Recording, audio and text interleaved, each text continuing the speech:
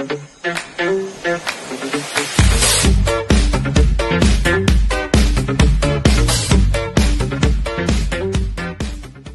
few moments later.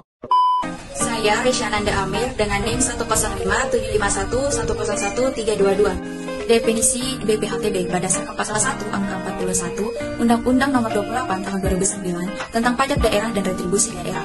BPHTB adalah pajak atas perolehan hak atas tanah dan atau bangunan.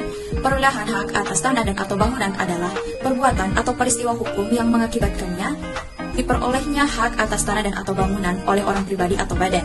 Sedangkan hak atas tanah dan atau bangunan adalah hak atas tanah termasuk hak pengelolaan beserta bangunan di atasnya, sebagaimana dimaksud dalam undang-undang di bidang pertahanan dan pembangunan.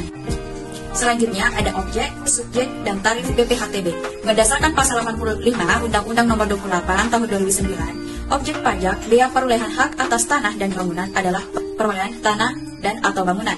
Subjek dan wajib pajak biaya perolehan hak atas tanah dan bangunan adalah orang pribadi atau badan yang memperoleh hak atas tanah dan atau bangunan. Berkenaan dengan hal tersebut, maka pembeli tanah atau tanah dan bangunan, baik pribadi maupun badan yang ditunjuk dalam lelang wajib membayar BPHTB. Tarif biaya perolehan hak atas tanah dan bangunan ditetapkan dengan peraturan daerah.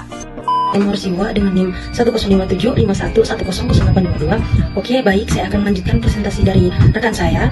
Adapun sanksi pelanggaran sesuai dengan pasal 93 ayat 1 sampai dengan ayat 3 UU PDAD, yaitu apabila terdapat PPAT atau notaris dan kepala kantor tersebut terbukti melanggar ketentuan BPHTB, maka dikenakan sanksi administratif berupa denda sebesar 7.500.000 untuk setiap pelanggaran.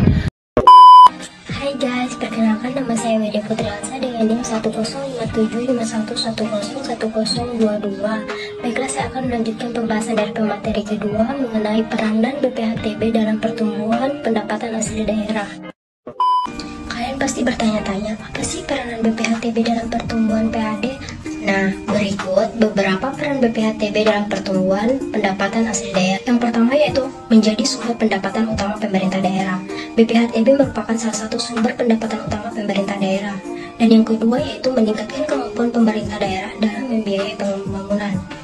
Pendapatan dari BPHTB dapat digunakan oleh pemerintah daerah untuk membiayai pembangunan daerah seperti pembangunan infrastruktur, pendidikan, dan kesehatan.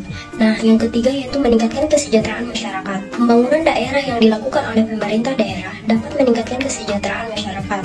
Hal ini dikarenakan pembangunan daerah dapat meningkatkan kualitas hidup masyarakat seperti ketersediaan infrastruktur yang memadai, pendidikan yang berkualitas, dan kesehatan yang terjangkau.